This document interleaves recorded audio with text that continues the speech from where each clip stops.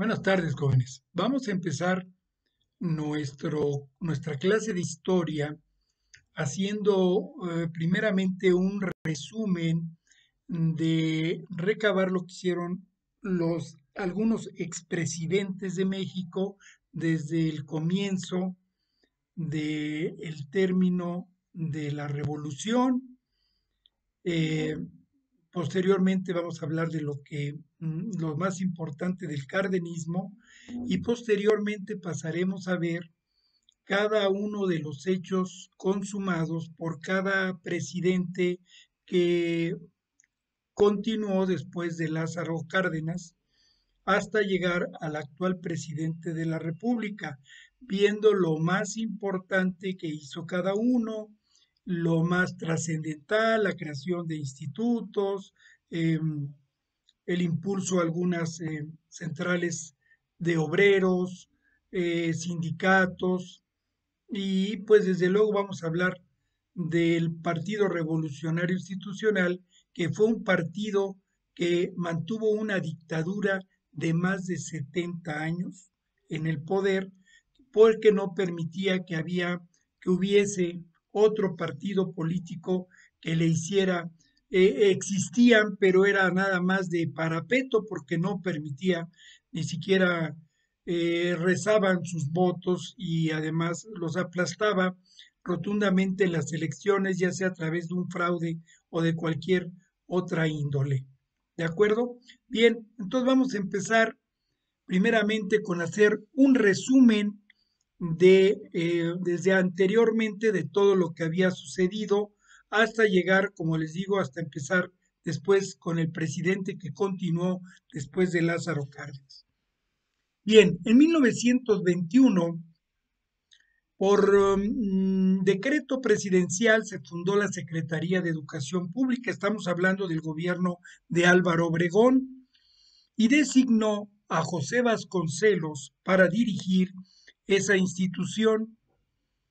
La creación de un sistema educativo de masas capaz de extender los servicios educativos a todo el territorio nacional era el propósito fundamental de esa institución, pues millones de niños, jóvenes y adultos, sobre todo los que vivían en las comunidades rurales, no sabían leer y escribir.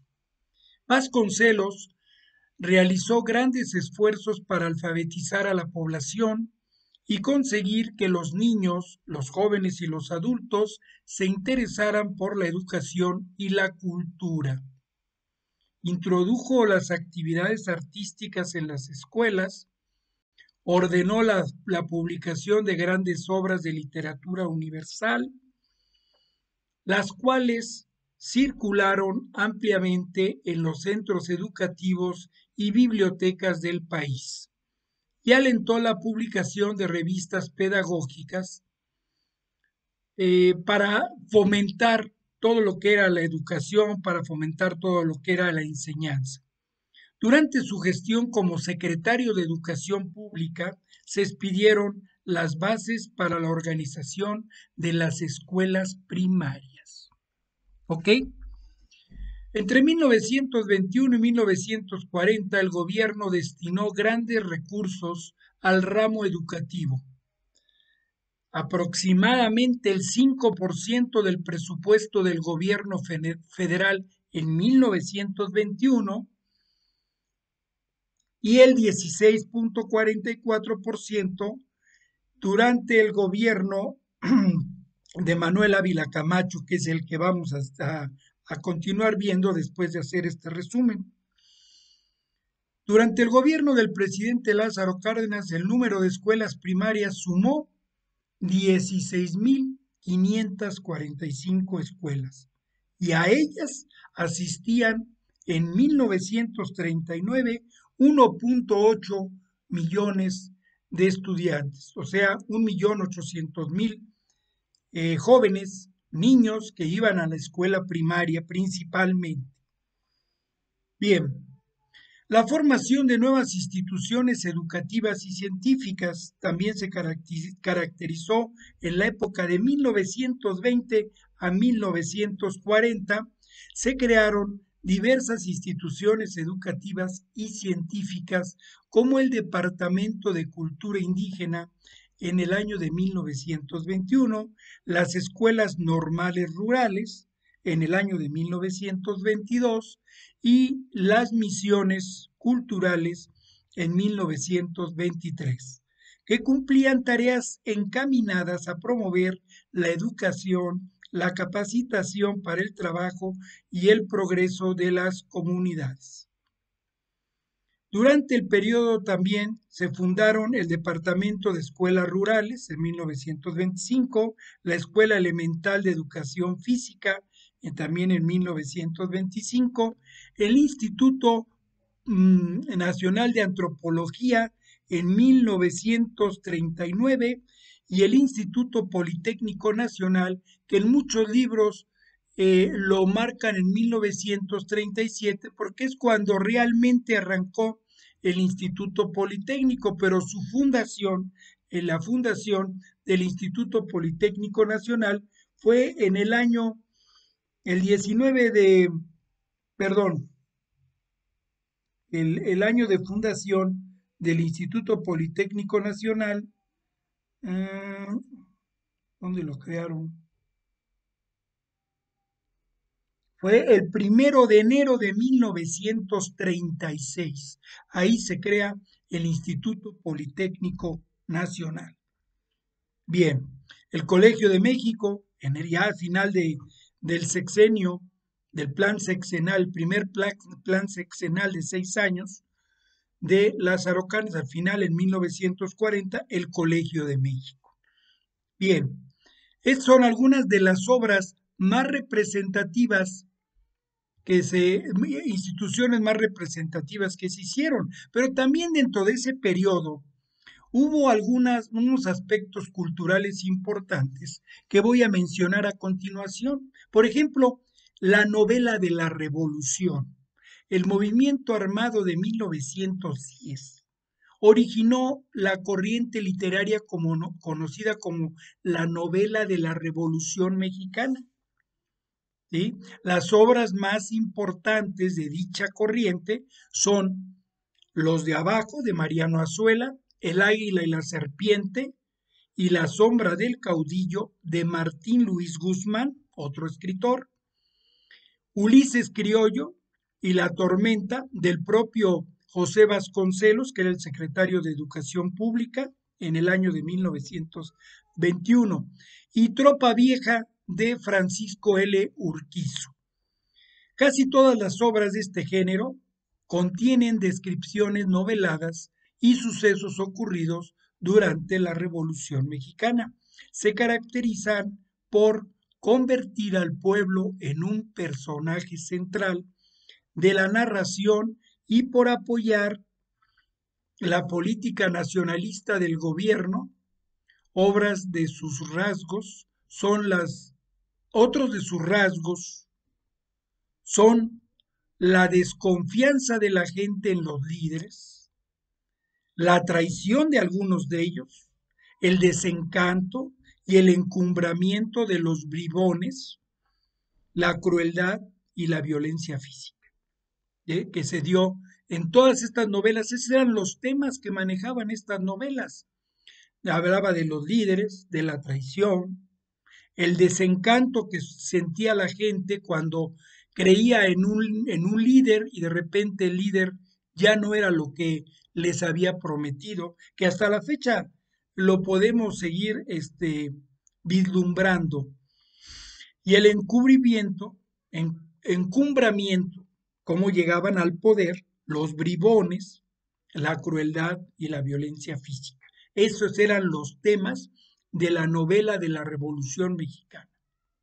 El muralismo mexicano, también desarrolla el muralismo mexicano, los antecedentes de este se encuentran en las pinturas prehispánicas de Bonampak, Monte Albán, Teotihuacán y Cacaxtla, en los grandes lienzos del periodo virreinal y en los trabajos del grabador José Guadalupe Posada. Ya hablamos de José Guadalupe Posada dentro de la Revolución. con quien el arte popular alcanzó dimensiones nacionales. Bien, los más destacados pintores muralistas de esta época son José Clemente Orozco, Diego Rivera y, desde luego, David Alfaro Siqueiros. David Alfaro Siqueiros, que inclusive tuvo una amistad muy grande con León Trotsky, que fue asesinado aquí en México por la policía de Stalin, de José Stalin, lo vinieron a matar aquí. Bien, entonces eso es en términos generales los murales que pueden ver en Palacio Nacional, en el Museo de Antropología y en algunos lugares se ven estos murales pintados, algunas instituciones. Dentro de la corriente de la poesía, pues podemos ver que surgieron el grupo de los contemporáneos, donde se sobresalieron Carlos Pellicer, Jaime Torres Bodet, José Gorostiza, Javier Vidaurrutia, Enrique González Rojo y Salvador No. Ellos difundieron las obras poéticas de esa época, tanto de creadores mexicanos como extranjeros.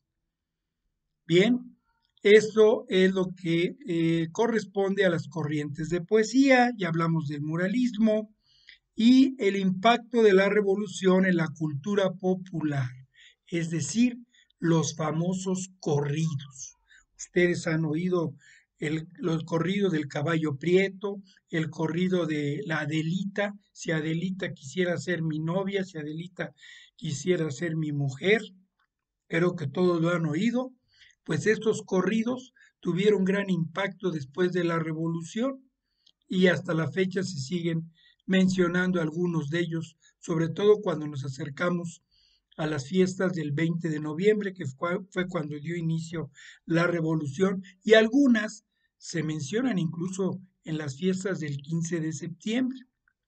Bien, ahora sí, después de toda esta gama de este antecedente que quise mencionar, antes de entrar de lleno a la continuidad de el gobierno de Manuel Ávila Camacho, aquí vale la pena mencionar, después vamos a hacer un resumen de lo que fue el Partido Revolucionario Institucional, toda la maquinaria priista, cómo se desenvolvió, que es importante mencionarlo, aunque ya sabemos que actualmente pues no todos, pero sí hay mucha gente dentro del Partido Revolucionario Institucional que es una cueva de ladrones, ¿no? Si alguien de ustedes tiene afiliación por ese partido y se siente ofendido, pues le pido mil disculpas, pero lo que se puede ver y lo que se ha visto, pues no se puede callar. Bien, entonces vamos a hacer, eh, después vamos a hacer, como les digo, un resumen del Partido Revolucionario Institucional y vamos a hablar que Lázaro Cárdenas además tuvo mucha visión porque supo concentrar a la mayoría de la población, emigrantes españoles que huían de la Guerra Civil Española, y entonces supo amalgamar todos esos intelectuales en el momento preciso en que México necesitaba un impulso en la educación por la creación del Instituto Politécnico Nacional y, desde luego, elevar la calidad de algunas instituciones como la Universidad Nacional Autónoma de México. Entonces fue un hombre que supo aprovechar esa coyuntura para poderle dar este impulso de desarrollo y creación al país. Bien, llega el gobierno de Manuel Ávila Camacho, él había contendido, había tres candidatos al jefe perdón, a presidencia de la República, que eran pues el propio Manuel Ávila Camacho, el otro señor con el que,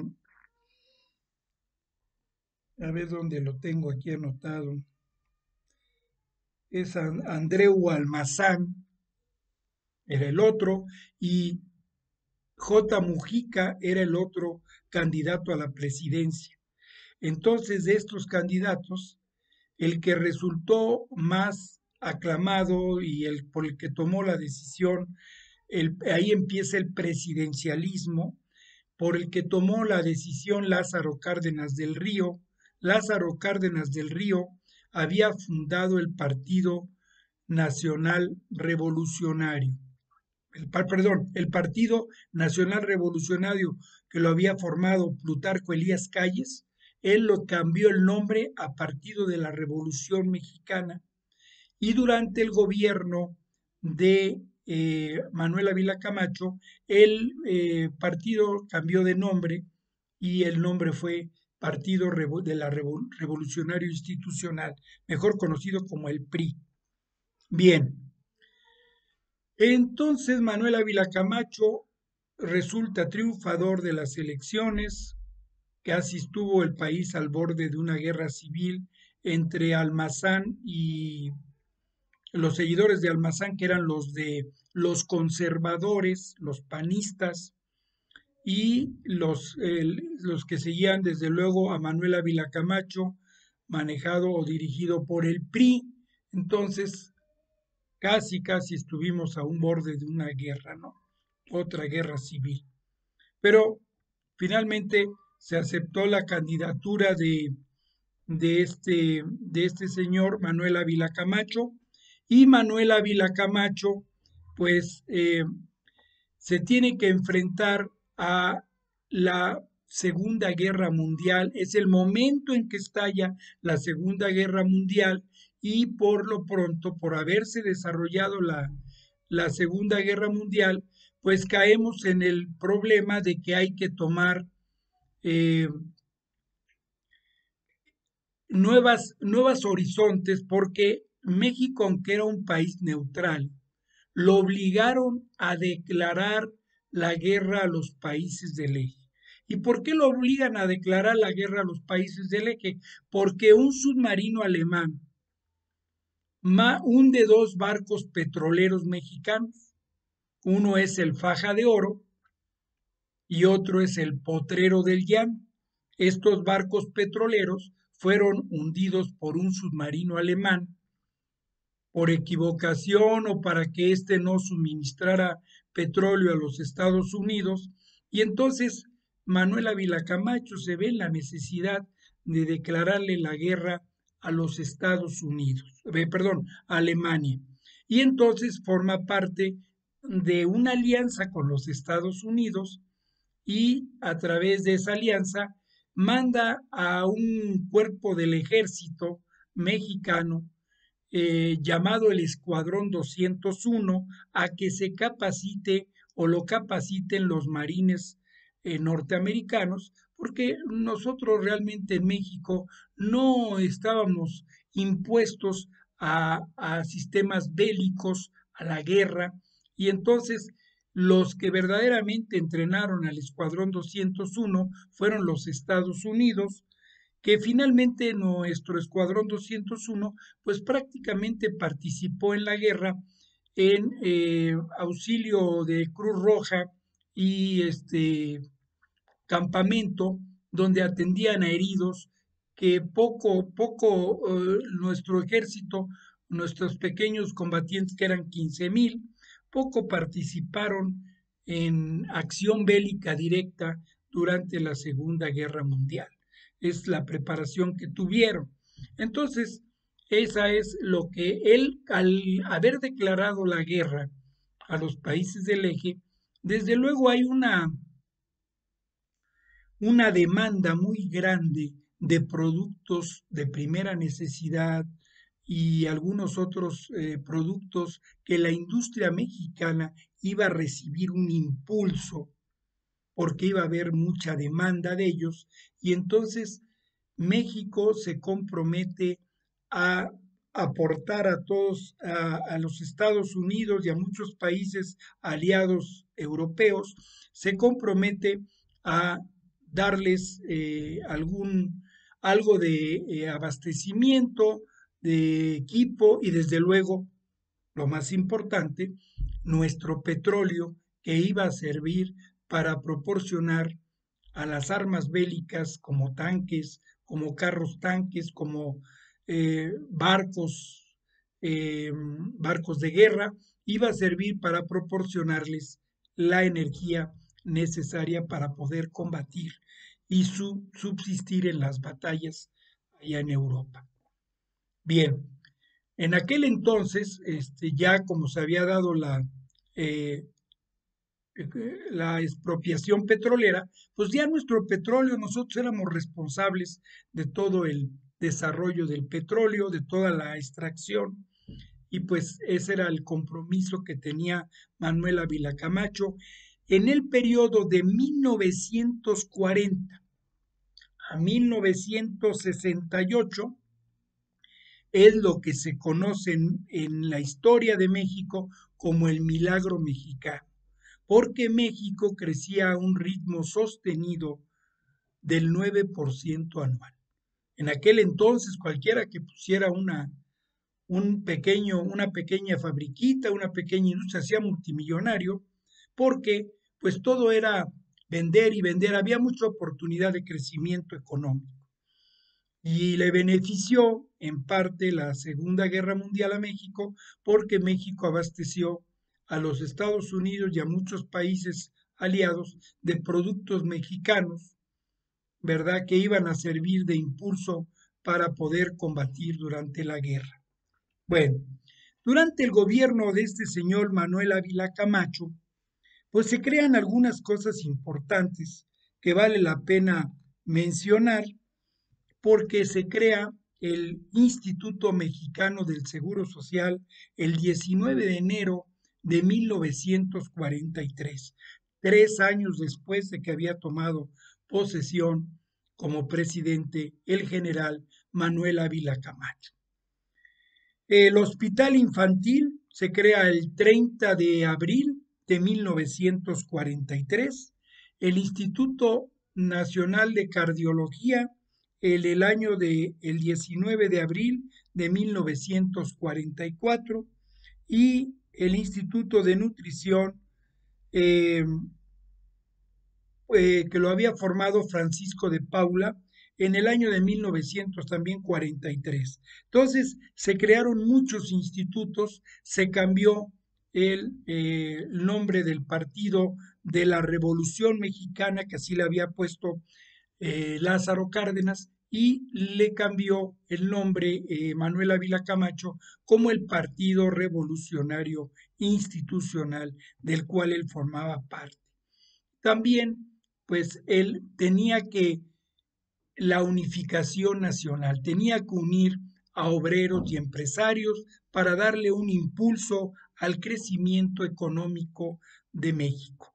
Y entonces hubo acuerdos, hubo pactos entre obreros y empresarios, unos para no irse a huelga, no hacer demandas salariales, y otros, los empresarios, para comprometerse a no subir los precios de los productos. Algo así como posteriormente hizo Carlos Salinas de Gortari, que también hizo un pacto que llamó Pacto de Solidaridad Económica, que era prácticamente lo mismo que estoy hablando aquí, que hizo en su momento Manuel Ávila Camacho, el general Manuel Ávila Camacho. Bien, llegando al final del sexenio de 1940 a 1946, toma posesión como nuevo presidente de la República el licenciado Miguel Alemán Velasco. Miguel Alemán Velasco iba a ser un presidente, eh, ahora sí como dicen, más del lado de los fifís, era más del lado de los grupos conservadores, y él pues prácticamente hizo que se borrara del artículo 3 de la Constitución donde decía que la educación en México era laica y socialista, hizo que se quitara la palabra socialista. Él era totalmente antiizquierdista, no quería saber nada de, pues ni de los rusos, ni del comunismo, ni del izquierdismo, no quería saber nada de los partidos de izquierda. Inclusive expulsó de las filas del Partido Revolucionario Institucional todos aquellos eh, afiliados a dicho partido que tuvieran ideas de izquierda, los echó fuera. Atacó a los sindicatos izquierdistas y sobre todo aquellos sindicatos como los ferrocarrileros, pues esos inclusive los mandó a la cárcel, entre ellos Demetrio Vallejo, pues tuvo que pasar largos años en la cárcel, más de 10 años, porque él todo lo que era de izquierda le molestaba. Ese era también durante el gobierno de Miguel Alemán, que era de 1946 a 1952. El gobierno de Miguel Alemán se caracterizó, aparte de lo que les acabo de decir, por controlar la inflación. Estaba dentro del milagro mexicano y México seguía creciendo a un ritmo sostenido del 9%. Bien, y también se encargó de crear más industrias de las que se habían creado durante el gobierno camachista, el gobierno de Manuel Ávila Camacho. Entonces, en su gobierno también se le dio impulso a la industria y apoyado en las leyes que ya en su momento, durante el gobierno de Camacho, se habían hecho efectivas, como era la participación de los extranjeros en la incorporación de industria extranjera en México, que tenía que haber por ley participación de capital mexicano, o sea, no podía ser totalmente extranjera. Y también las leyes que a las empresas extranjeras que invertían en México y las nuevas empresas estaban exentas de impuestos. Entonces todo eso lo aprovechó también Miguel Alemán para darle un impulso a todo lo que era la industria para que México tuviera más desarrollo. También él se encargó de propagar la mexicanidad, sentirse orgulloso por lo que era ser mexicano. Esas eran las características de Miguel Alemán. Impulsar la democratización política de los partidos, aunque desde luego el PRI no iba a permitir en aquellos años que existieran partidos políticos que les hicieran sombra. En aquel entonces el partido que se acercaba más al PRI era el Partido Acción Nacional, el PAN, que ya había contendido, de hecho, había habido una contienda cuando Manuel Ávila Camacho con el Almazán. Entonces, pues entre ellos, Almazán era apoyado por los panistas, los conservadores, y Camacho, Ávila Camacho, por los priistas. Bien, también dije que exaltó la mexicanidad y reorganizó la administración pública del país. Estos fueron eh, ¿qué se puede decir? Los puntos más importantes dentro del gobierno de Miguel Alemán. Él creó lo que es Nafinsa, Nacional Financiera, creó Nafinsa y creó Ciudad Universitaria. Esto todo se creó durante el gobierno de alemanista, el gobierno de Miguel Alemán Velasco. Miguel Alemán Velasco iba a tener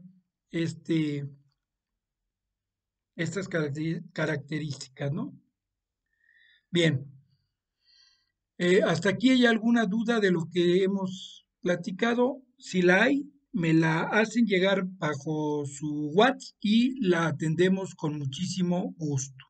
Bien, si no hay nada por el momento referente a lo que hemos platicado y Creo que ahí está terminado. Ya llevamos dos periodos presidenciales después de Cárdenas, que es el de Manuel Ávila Camacho, el camachismo, y después el gobierno alemanista de Miguel Alemán.